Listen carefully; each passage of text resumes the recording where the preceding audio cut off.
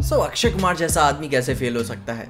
हमने जिंदगी भर ये बात सुनी है कि डिसिप्लिन आपको क्या कुछ नहीं दिला सकता, मगर Akshay Kumar is the most discipline आदमी इन बॉलीवुड, लेकिन ही स्टिल फेलिंग बैडली। जिसको समझने के लिए हमें कोविड से शुरू करना होगा, क्योंकि कोविड से पहले good news, Housefull 4, mission Mangal, Kesari, everything was good. Around 200 से 300 करोड़ के बीच में सब कुछ दिख रहा था, मगर मामला गड़बड़ होना शुरू हुआ 2020 की लक्ष्मी मूवी से। It was supposed to be in theatres, मगर इसे ओटीटी रिलीज देनी पड़ी। फिर बेल बॉटम थिएटर्स में वापस आई, जिसे सिर्फ 50 करोड़ कमाए, जिसके लिए तुम कोरोना को पूरी तरीके से जिम्मेदार ठहरा सकते हो। देन आती है अपनी रोहित शेट्टी की सूर्यवंशी। उसके ट्रिपल डिजिट सक्सेस को देख के लगा कि हाँ भाई, movie business is back in business. तभी पता चलता है कि अतरंगी रे को भी ओटीटी रिलीज दे दी गई है। एंड देन आता है फरहाद नोलन सामजी की तरफ से Bachchan Pandey. And by god, इस पिक्चर से मैं पर्सनल लेवल पे एकदम नाराज हूं। क्या काटा इन्होंने मेरा। मगर उसके बाद सम्राट पृथ्वीराज, जो कि बहुत ही बड़ी फ्लॉप रही, प्लस कुछ कंट्रोवर्सी भी इसमें हुई थी।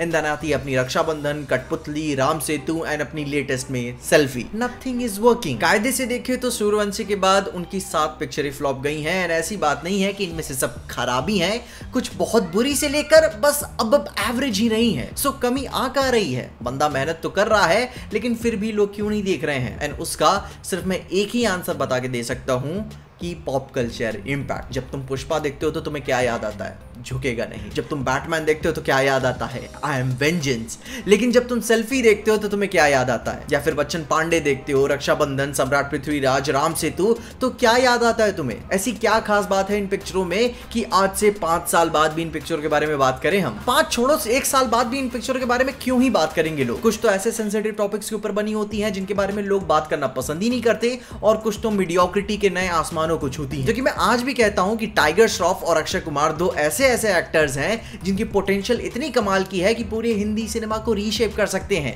मगर यह भी कहना गलत नहीं होगा कि ये अपनी परेशानियों के लिए खुद ही जिम्मेदार हैं। एक पिक्चर आई थी बहुत ही पहले निकोलस केज की, the unbearable weight of massive talent. उस पिक्चर की कहानी निकोलस केज की थी कि भाई एक्टर खत्म हो चुका है, पिक्चरें फ्लॉप पे फ्लॉप जा रही हैं, पिक्चरें मिल नहीं रही है, ऊपर से पैसे भी खत्म हो रहे हैं, और फिर वो अपने 90s के मसाले को डाल के कमबैक करना चाहता है। तो हो नहीं ना पाएगा, दुनिया बदल चुकी है। और ऑब्जेक्टिवली ऐसा होता क्यों है? क्योंकि सोसाइटी वैल्यू करती है मटेरियल सक्सेस और एक्सटर्नल वैलिडेशन को, जिसपे एक्टर्स के प्रति कल्चरल एक्सपेक्टेशन का प्रेशर इतना ज्यादा बढ़ जाता है कि हीरो अपनी ऑथेंटिसिटी को खो बैठता है। दुनिया बदल चुकी है, लोगों को अब यूनिवर्सेस, स्पैंडेक्स में भाई टाइट सुपर हीरो, सीजीआई से भरी दुनिया, अनएक्सपेक्टेड और कुछ भी वाइल्ड देखना पसंद है, कि ऐसा कुछ जो उन्हें घर पे नहीं मिलने वाला या फिर उन्होंने ना देखा हो अभी तक। लेकिन ये कोई जरूरी नहीं है और ना ही ये कोई ऑब्लिगेशन है कि आपको ऐसा कुछ करना ही है। लेकिन ये बात भी दिमाग में जरूर डाल के रखनी है कि अपने सपने को हासिल करने की डगर में कि हमें ऑब्जेक्टिवली रियलिस्टिक होना होगा कि जो हम एक्चुअली में कर रहे हैं, क्या हमें वो फेम दिला सकता है जिसकी हम चाहत रखते हैं? क्योंकि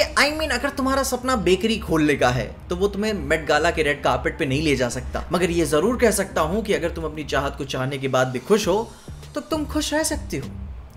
एक हद तक। अक्षय कुमार के केस में हम सब उनका केस जानते हैं कि भाई रक्षाबंधन कोई ऐसी पिक्चर नहीं है जो 1000 करोड़ कमा पाएगी। लेकिन एक इंटरव्यू में मैंने उन्हें यह भी कहते हुए सुना था कि एक अच्छे बॉक्स ऑफिस कमर्शियल सक्सेस के साथ उन्हें एक थोड़ी सी क्रिटिकल सक्सेस भी मिले, वो एक बैलेंस चाहते अपनी जिंदगी में। तो टॉयलेट एक प्रेम कथा पे उन्होंने बताया ही था कि हमेशा से ही वो एक सोशल इश्यूज वाली मूवीज बनाना चाहते थे, और आयुष्मान खुराना का इस जॉनरा को डिसरप्ट करने के बाद जैसे पूरे हिंदी सिनेमा में सोशल इश्यूज की मूवीज की बाढ़ आ गई, क्योंकि कम पैसों में रिटर्न्स काफी अच्छे मिल रहे थे, जो कि फॉर श्योर यथार्थवादी सिनेमा के लिए, समाज के लिए ये बहुत जरूरी था। मगर उसी के साथ साथ हमें ये बातें भी समझनी पड़ेंगी कि इन पिक्चरों का आप लोगों पे पॉप कल्चर इंपैक्ट क्या डाल रहे हो, क्या सॉफ्ट पावर इससे निकल के आ रही है। जहां मैं ऐसी बात नहीं बोल रहा हूं कि सिर्फ सुपर हीरो मूवीज ही बनाओ, there are many movies like Megan, time travel, manga adaptation, अपनी कोई सीरीज यहाँ पे हाल ही में आई थी अपनी वेडनेसडे, तो उसी के हिसाब से यार चाचा चौधरी के ऊपर कोई पिक्चर बना दो।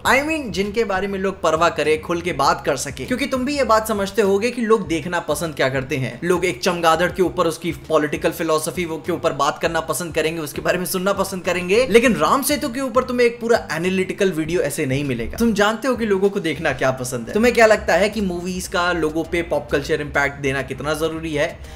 हर बार तो जरूरी नहीं है, लेकिन कितना जरूरी है? अपने ओपिनियंस मुझे कमेंट जरूर बताना। और इन सारी बातों के साथ साथ हमने हेरा फेरी मूवी के भाई अनाउंसमेंट के ऊपर भी बात की है, उसका प्रोमो बहुत ही जल्दी आ जाएगा। देख रहे हो ना कैसे अपन उसके लिए एक्साइटेड है। खैर उन्हीं सब बातों के साथ साथ आप मेरी ये हेरा फेरी वाली वीडियो को जरूर देख लेना, तुम्हें सारी इंफॉर्मेशन मिल जाएगी। मगर तब तक के लिए देखते रहिए पीजे एक्सप्लेन।